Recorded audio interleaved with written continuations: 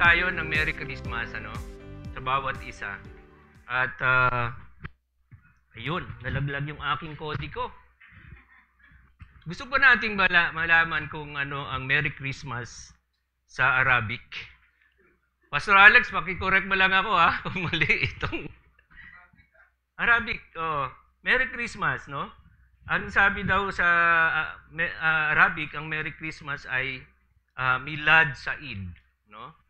Sige nga, practicein natin sa katabi natin. Milad Said. Yan po ang Merry Christmas sa Arabic. Milad Said. No? Another one in Hebrew. Ito yung mga scholar sa SOM no? Kuya Pepe. In Hebrew daw ang Merry Christmas ay Hag Mulad Sama. Hag Mulad Sama. Okay. So habang ginigreet natin yung katabi natin, ihag mo daw, no? Para hindi mo makalimutan. Hag Mulad Sama. Sige nga, practicein natin. Hag Mulad Sama. Pastor Alex, i-correct mo nila ako mamaya pero ako po yung nandito ngayon. At yan po yung para maiba naman, no? Mamaya, nakalimutan ko lang ipa-flash dito, pero last minute kasi. So, yan. So, muli good afternoon po sa inyong lahat na nandito ngayon sa face-to-face ating service ngayong hapon at ganun din sa nakikinig dyan sa online service this afternoon. At muli ako po ay nagpapasalamat na nabigyan po ako ng opportunity to share God's word this afternoon. At nakaka-encourage po yung mga nauna sa akin na share, no?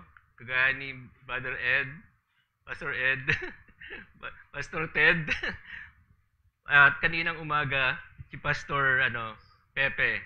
Yan po, no?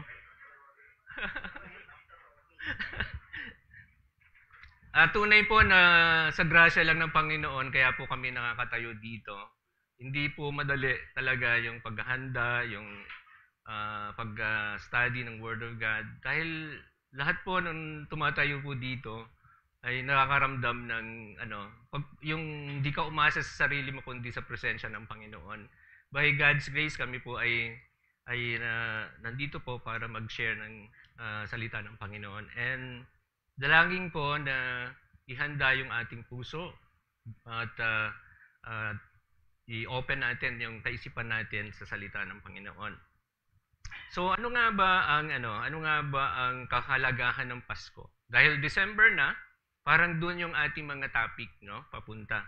Ano nga ba ang kahalagahan ng Pasko? Tuwing dumadating yung month ng September ay karaniwan nating kadalasan nating naririnig ang story about Christmas, no? Ang Christmas daw is about telling and retelling timeless stories. Walang katapusang kwento ng kwento tungkol sa pagsilang ng ating Panginoong Hesukristo. And as Christian believers na nandito ngayon, dalangin ko rin na ang Panginoon ay i-open yung ating spiritual eyes, yung puso natin, na makita natin sa mga kwento nating mababasa at magbigay ng mga fresh revelation ang Panginoon sa kwento na ito. So, ang tanong pa is why the story of the birth of Jesus so important? No, nakikita natin diyan sa ating screen. Ay bakit nga ba importante na balik-balikan natin itong timeless stories na paulit-ulit nating naririnig, nababasa rin, no? The most important reason for Jesus' birth is that He came to save us from our sins, no? Ngayon pinapaalala ulit na kung hindi kay Jesus ay ulugmok tayo sa sa kasalanan, no? We need a savior.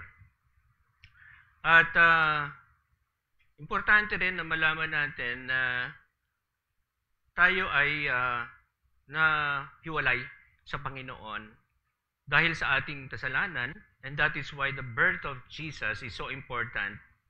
Because He came to restore us back, no, to God, so we may have eternal life forever with Him.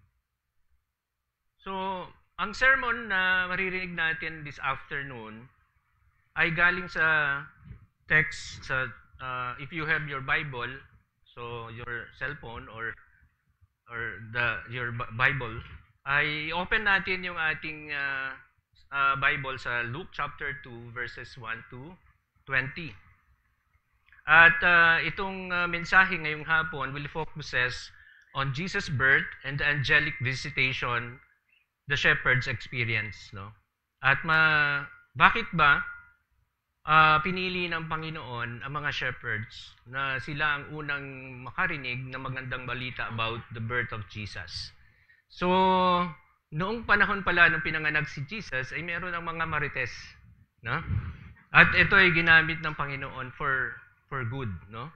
Sila yung ginamit ng Panginoon. Why did God go to the shepherds first, no? To tell you some background, ano ba ang social status ng mga shepherds nung ipinanganak si Jesus, no?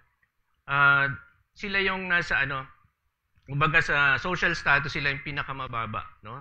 Isa sa mga group of people na nandoon sa pinakamababang socio-economic status nung time na yon. At sila din yung mga last people that anyone would have thought God would interact with, no? Walang mag-iisip nung panahon na yon na kahit na alam nilang may naantay silang Messiah na darating, napakatagal ng kanilang pag-aantay for the coming of the Messiah. At hindi nila alam na doon magpapakita at ang anghel para sila yung gamitin to share the good news about the birth of Jesus. Sila din yung mga masasabi natin mga outcast, no? At they belong to the list of people who are disqualified to be an eyewitness. Ironic, di ba? Sila yung disqualified maging eyewitness, pero sila yung pinili ng Panginoon upang ihayag ang magandang balita sa kanyang pagdating, sa kanyang pagsilang. Marami tayong mababasa sa Bible, mga Bible characters na kilala natin na mga humble shepherds like Abraham. Andyan din si Moses, si David, no? Sila yung mga kilala natin, no? Na mga Bible character na they are considered a humble shepherds nung youth, nung kabataan nila. At God made great promises to them sa mga mababasa natin, sa mga nasi-share sa atin, sa mga preaching na naririnig natin. So, ngayon ay God is showing He honors His promises by announcing the coming of the Christ, the Messiah, to the shepherds first. So, ang title ng message na maririnig natin this afternoon is entitled, The Shepherds and Us.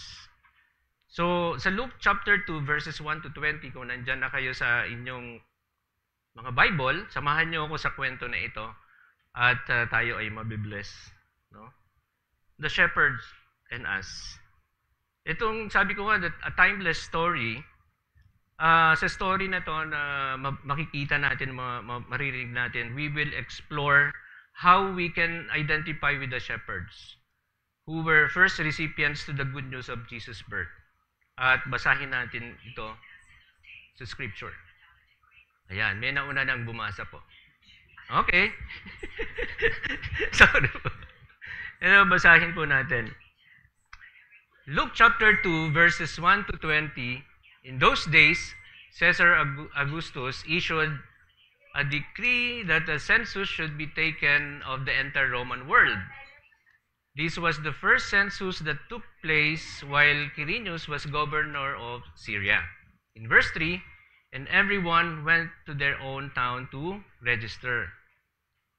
So Joseph also went up from the town of Nazareth in Galilee to Judea, to Bethlehem, the town of David, because he belonged to the house and line of David. So he went there to register with Mary, who was pledged to be married to him and was expecting a child.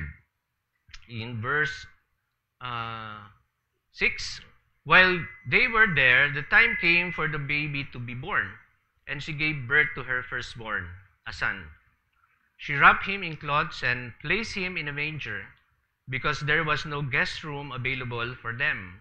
And there were shepherds living out in the fields nearby, keeping watch over their flocks at night.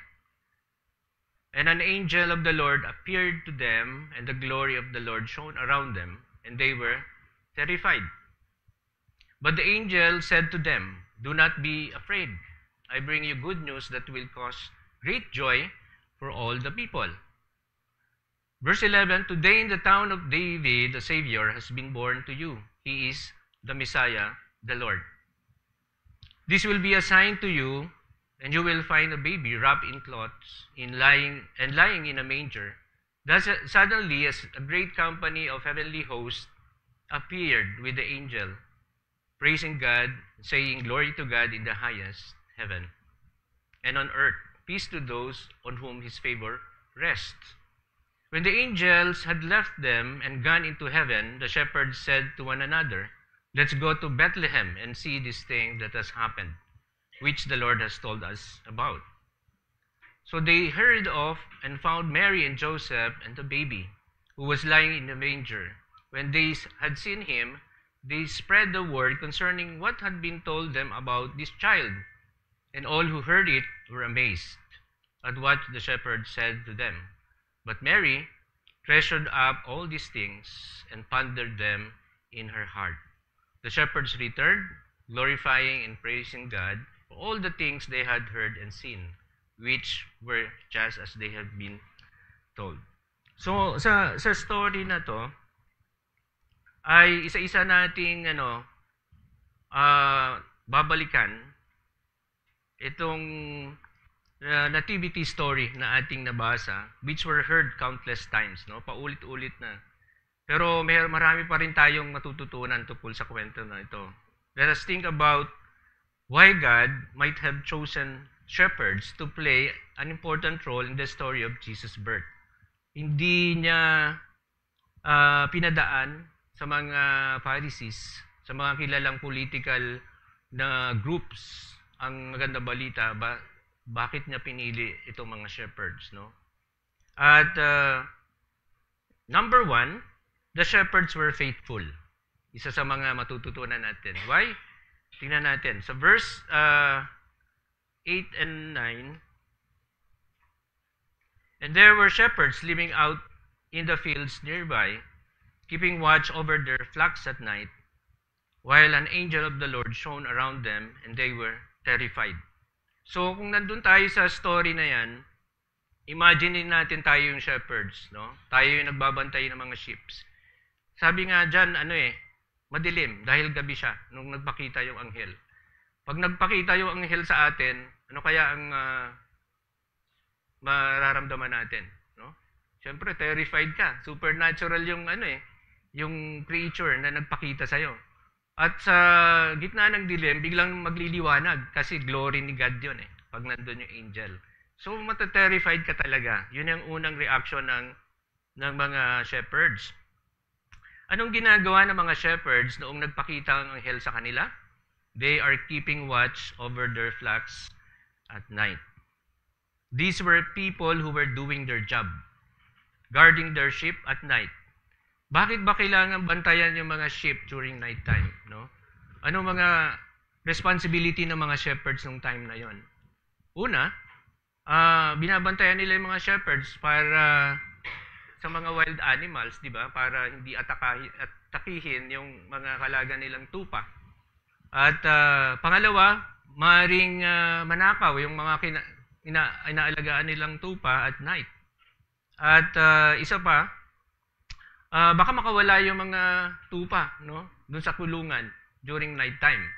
At mayroon pa rin akong nabasa na kailangan nilang maging alert during night time, no? Sa pagbabantay ng sheep nila kasi binabantayan nila yung mga manganganak. Yung mga nganak na tupa. Sino mag-aalaga doon pag may nanganak na tupa, no? So yun yung mga yun yung mga responsibility mga sheep. At David, sabi ko nga isang shepherd, kagaya nung illustration ko, David was faithful in many areas.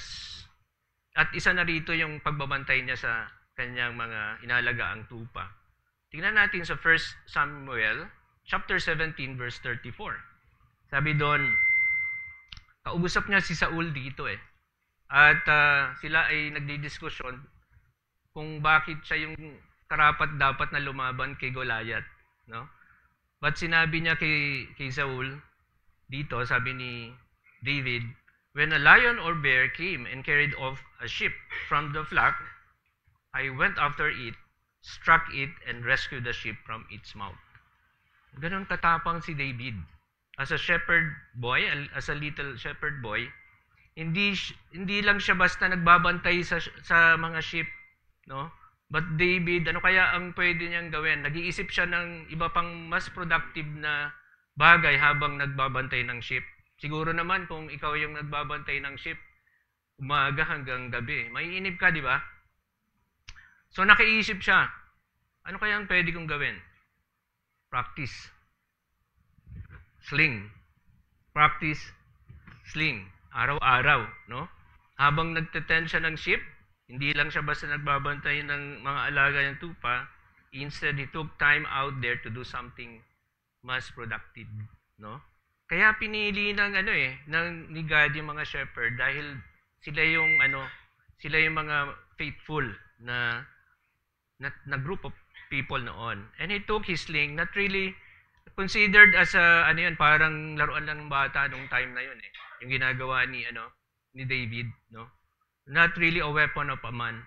But David, day after day, as he tended the sheep, David was faithfully practicing with his slingshot, no? Para tamaan niya si Goliath dito. Di ba isang beses niya lang kaya ginawa yung sling na yan, no? Para tamaan niya yung leon at yung bear at mamatay dahil sa sling. Hindi lang siguro isang beses niya ginawa yon pag-practice, no? So he took his sling, not really a weapon of man, but day after day, practice siya. He is faithful. The day came when a bear and a lion, para atakihin yung sheep niya, he took the sling and went after them and defended his father's sheep. So, David said, sabi niya, I am going to be faithful to do the job given, even if it costs me my life. Ganun ka siya ka-faithful. Imagine siguro nung time na yon binatilyo lang siya, no? Pero hindi ko sure, pero may nabasa akong mga siguro between 14 to 16, no? Ganun siya kabata, no? Para gawin niya yung responsibility na yon. And he is faithful, no? Tayo kaya kung tayo ay ilalagay natin yung katayuan ng mga shepherds na to. Faithful ang ating Panginoon. Ang tanong, tayo ba ay faithful, no? Nahiram ko to sa kay Pastor Rick Rabara, di ba? Natatandaan yon, if you are faithful, di ba? Ang daming letter P, he will protect you, he will provide, di ba? So, kapag tayo daw ay faithful doing our duties in serving God, expect mo na magre-reveal sa iyo ang Panginoon ng mga wisdom na kailangan mo, mga plan, mga desires na hindi mo alam kung paano matutupad, no? At you expect na kapag faithful ka, bibisitahan ka ng anghel, no? Isang anghel lang yung bumisita sa mga shepherds. But mamaya sa stories, mas marami pa palang mga anghel ang gustong magpakita sa atin, no? To touch us at tayo yung sa atin i-reveal yung mga magandang plano ng Panginoon. Ang pagpapahayag at wisdom o revelation ng Panginoon ay hindi ibinibigay sa mga taong walang ginagawa. Yun yung tinuturo niya dito. Walang ginagawa, ibig sabihin idle. Or idle tayo sa hindi tayo consistent kasi sa atin naman wala nang anghel sigurong gusto magpakita sa panahon natin ngayon. But alam naman natin sa pagbabasa natin ng kanyang mga salita, doon natin masusumpungan ang revelation ng Panginoon. If you are idle, di man lang natin nabubuklat yung ating mga Biblia o hindi natin nababasa, we are not serious and consistent with our devotion, expect ba natin na makakarinig tayo mula sa Diyos? No? Ibinibigay sa mga taong abala at nagtatrabaho, katulad ng mga shepherds, no? Doon sa mga shepherds na nagwo-work kahit gabi. Alam nila yung mga danger doing their job, but they are so faithful. Kapag tayo daw ay faithful sa ating mga ginagawa, sa pagsaserve, especially sa ating Panginoon, doing our responsibility na pinagkatiwala sa atin ng Panginoon, doon tayo lalong nagiging handa na makausap ng Diyos. Di ba? Busy sa, siguro, tanongin natin kung busy ba tayo sa pagbabasa ng newsfeed natin, no? 1 oras na, 2 oras na. Tingin ba natin, makakausap tayo ni Lord? Kasi, iba yung pinagkakabalahan natin. Hindi siya. Amen po ba? Ay, buti naman. Gising pa yung aking mga audience. Ayun! Ako natutuwa ako kaninang umaga. Nanonood ako sa sa preaching ni Kuya Pepe kanina. Punong-puno din dito kaninang umaga. Dahil may gift giving. Hindi.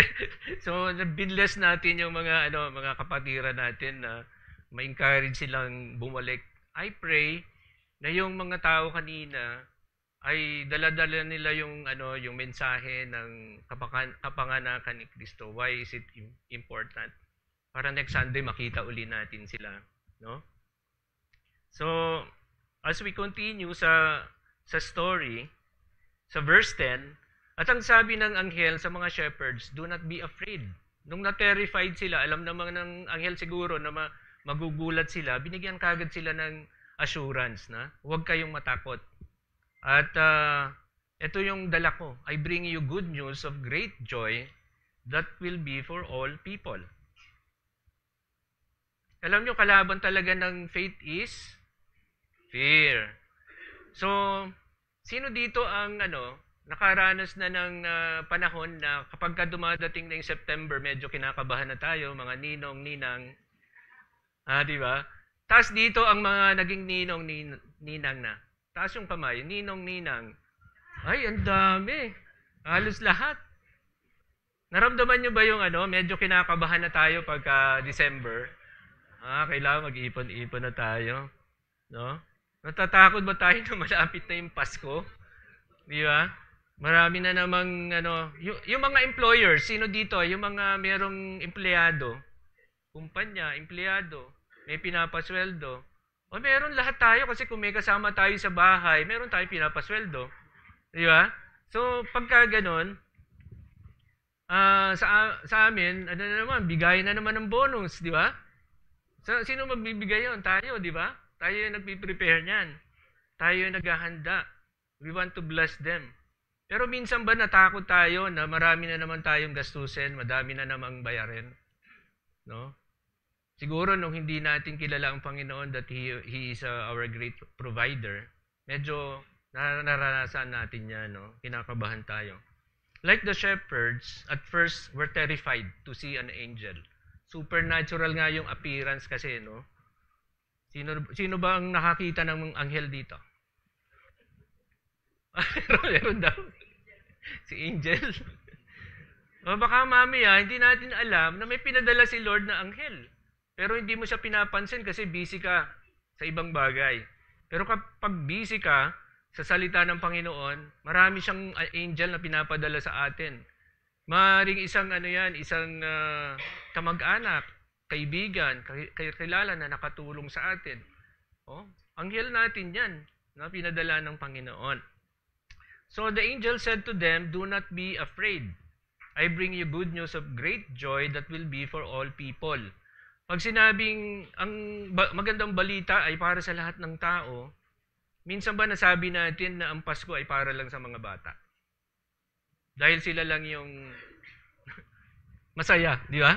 Tumatanggap. Tayo na mga nagtatrabaho na, tayo yung bili, labas, di ba? Bili, ganyan. So, ang Pasko ay para sa lahat, no? Kaya nga bakit yung shepherds ang pinili niya, no? Nandun siya sa pinaka-lowest na group of people na hindi man lang pinapansin, outcast. Pero sila yung pinili ng Panginoon. Ang Pasko ay para sa mga bata, matanda, mahirap man o mayaman. Para sa lahat. Kaya nga, sa December 11, we want to bless yung mga abandoned na mga matatanda na iniwan na ng kanilang pamilya, mga bata rin na abandon sa House of Somang. So, ang Pasko ay para sa kanila rin. Kaya we want to reach out sa kanila rin. We want to bless them. Sa atin, ano ba ang mahalaga ngayong Pasko? Ano ba ang mahalaga? Kanina, sinare na ni Pastor Pepe about the good news, no? Yung pagsilang ng ating Panginoon. It's all about the good news. Sharing the good news of the birth of Jesus at sa kanyang pagdating. Not about any other things or issues. As we continue sa verse 11, sabi doon, "Today in the town of David, doon sa Bethlehem, a Savior has been born to you. He is Christ the Lord." Ang sabi ng anghel sa mga shepherds. At ang sentro daw ng celebration natin ngayong Pasko, ngayong December, ay ang Savior. Siya yung nandun sa taas. Siya yung ating pinagbubuni. Siya yung pinagsasaya natin, no? At to overcome our fears and hopelessness with faith is to focus on Jesus our Savior. Siya yung sentro ng ating celebration ngayong Pasko. And sa verse 12, sabi doon, "This will be a sign to you. You will find a baby wrapped in cloths and lying in a manger." Ang sabi dito, isang bata. Lying in a manger. Anak ng Diyos. Hindi nakahiga sa mamahaling kama o waterbed na sobrang lambot. Sarap, no? Kundi sa mga damo na ginawang higaan niya. Hindi siya namili. Hindi ginawa ng Panginoon na yung pagsilang ni Jesus na kanyang anak ay ibigyan niya ng reservation sa isang magandang hotel. Doon karapat dapat sana ang Panginoon sa pinakamaganda, pinaka-the best. Pero bakit doon siya pinili, no? Anak ng Diyos, hindi nakahiga sa mamahaling kama, kundi sa damo na ginawang higaan niya. Ano ang gustong sabihin sa atin ito? Sa ating celebration ngayong Pasko, ang gusto niya is ang naging nangyari doon, the original Christmas was very simple, di ba?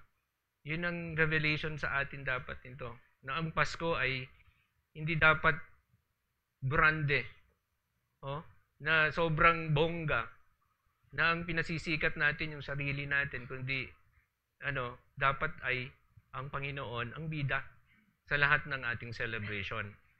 So verse 13, sabi doon, "Suddenly a great company of heavenly hosts appeared with the angel, praising God and saying, 'Glory to God in the highest, and on earth peace to men on whom His favor rests.'" Mapapansin natin sa verse na yan, may hindi lang isang anghel. Yung unang nagbisita sa mga shepherd, isang anghel lang yun eh. Pero dito sa verse 13, "Suddenly a great company of heavenly hosts appeared." Pag sinabing heavenly host, thousands of angels ang dumating nung time na pinanganak si Jesus. Meaning, there was a grand celebration. Kahit doon lang sa manger si Jesus, pero yung mga anghel, nagdatingan, nagbuni sila. At dineclare nila yung glory ng Panginoon nung time na yon. So, una, why God might have chosen shepherds to play an important role in the story of Jesus' birth? Number one, they are faithful. May natutunan yung mga estudyante. Faithful, di ba? Kagaya ni David. So, number 2, the shepherds were obedient and united. They were so obedient and united. Naisip ko nga yung mga shepherds kaya no, nagpakita yung anghel, magkaano-ano kaya yung mga shepherds ngayon? Magkakaibigan ba sila? Magkakamag-anak ba sila? O doon lang sila nagkita-kita? Diba? Paano sila nag-organize ng as a team para pumunta doon sa Bethlehem? Maaaring may discussion, di ba? Ayokong pumunta. Maabala ako. Ikaw na lang.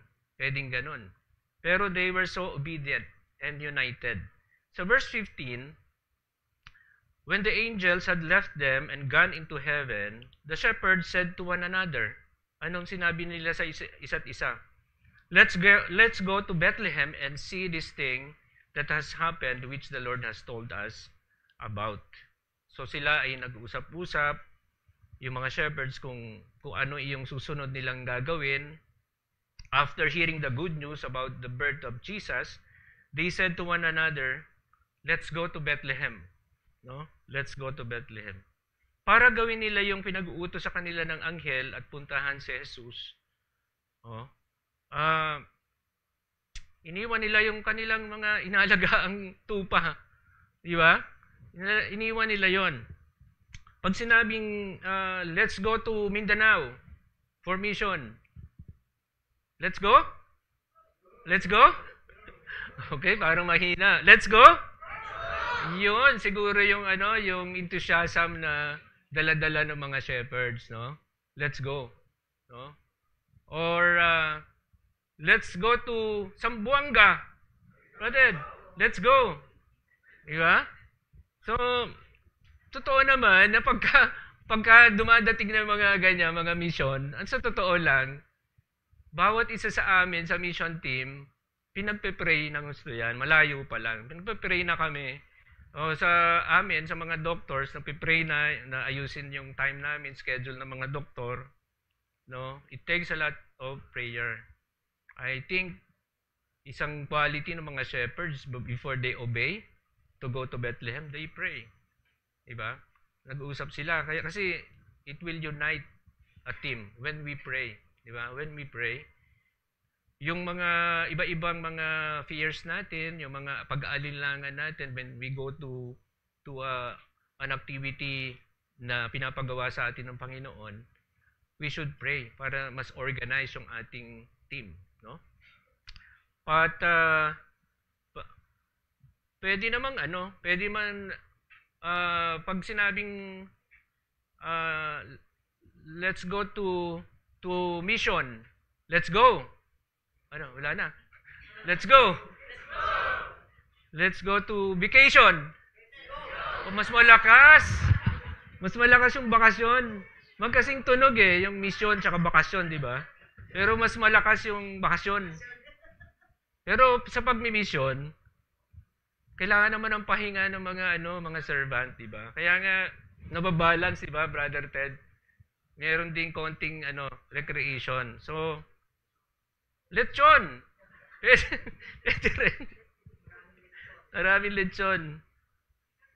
So, iniwan nila yung inaalagaan nilang mga tupa, no? And the shepherds were so obedient. Alam mo yun, nakaka-bless yung buong pamilya na nagkakasundo, no?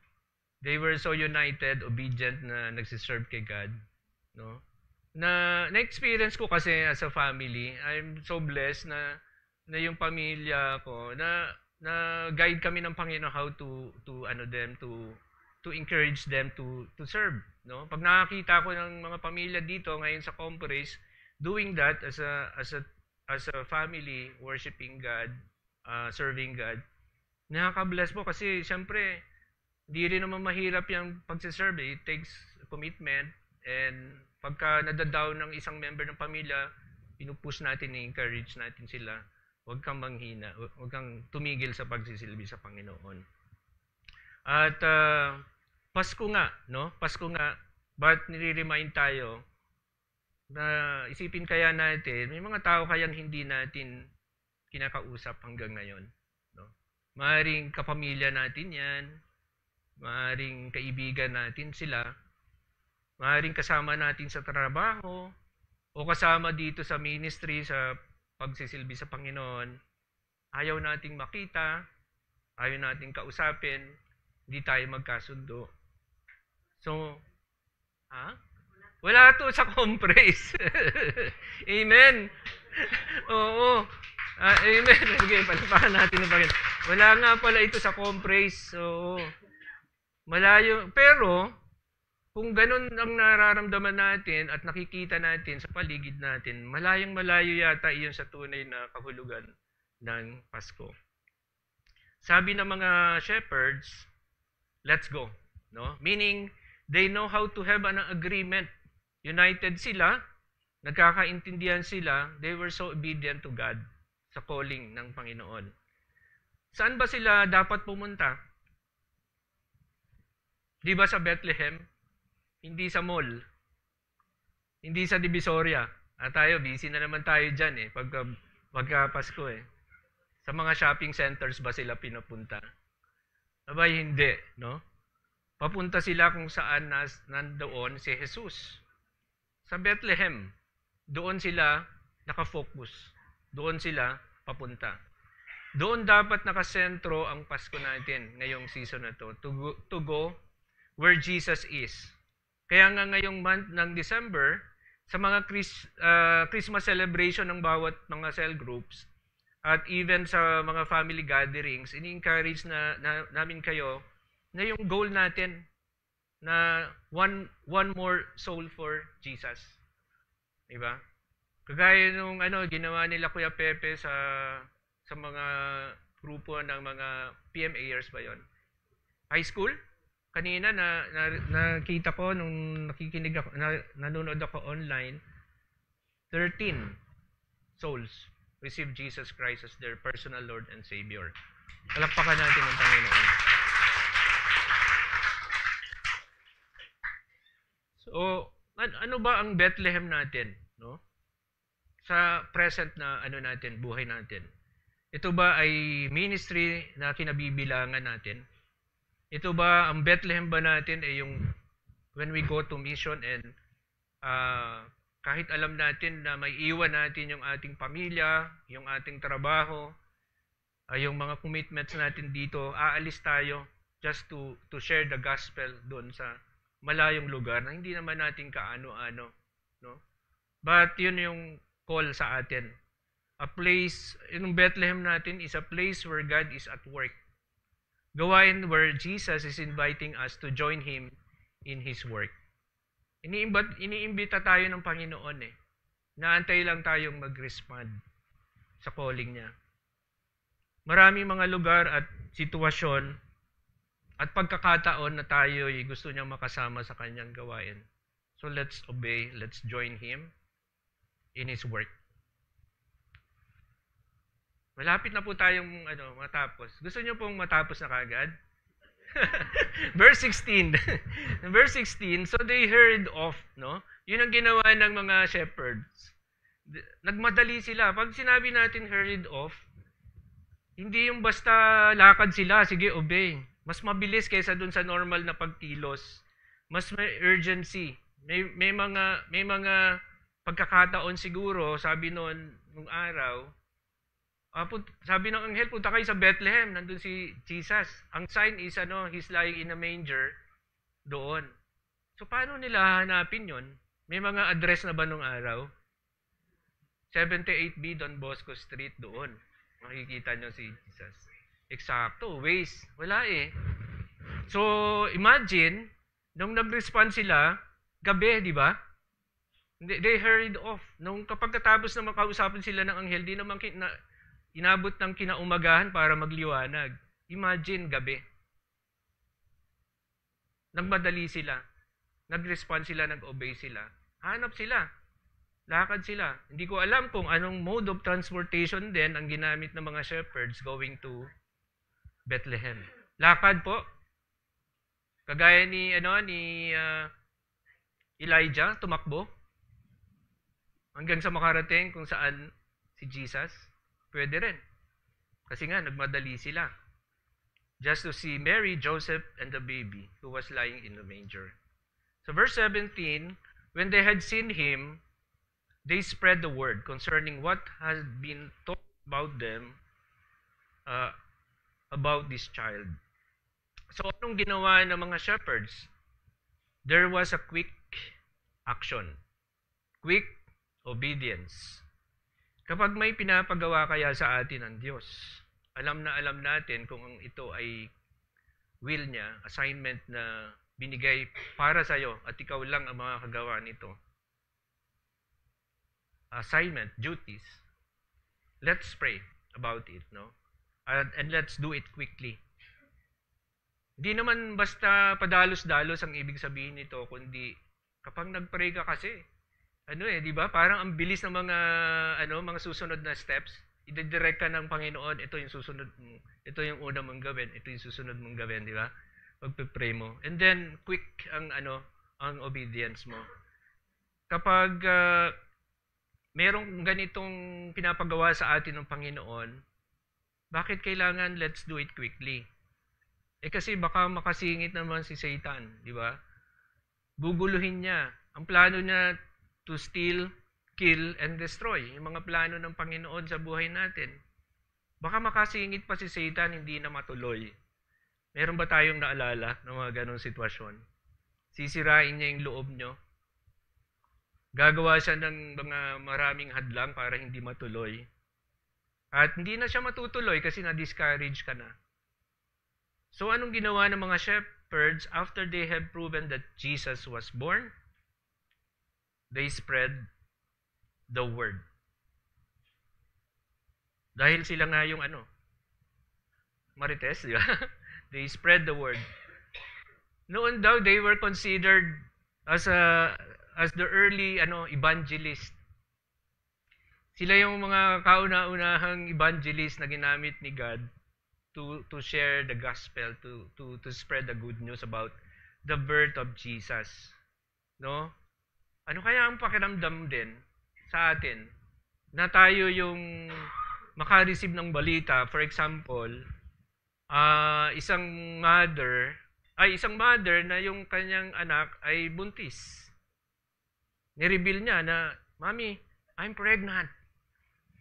Diba? Ano kaya mararamdaman ng isang ina, kagaya ni Doc Ellen, na makareceive ng news about ni Marites? Sabi ng anak, "Mami, huwag niyo munang ipagkalat.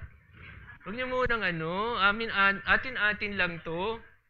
Ganun kaya yung dapat na maging attitude ng mga shepherds nung kinausap sila ng anghel? Hindi.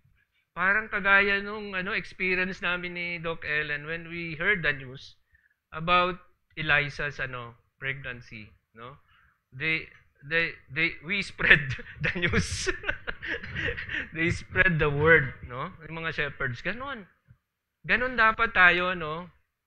When God is doing something at meron siyang gustong ipagawa sa atin, let's do it quickly. Let's obey.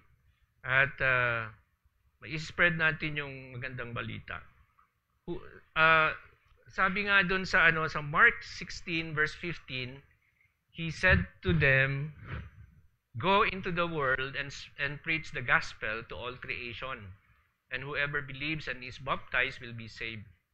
Yan ang kinikerry na mission ng mga shepherds nung ni-spread nila yung good news about the birth of Jesus.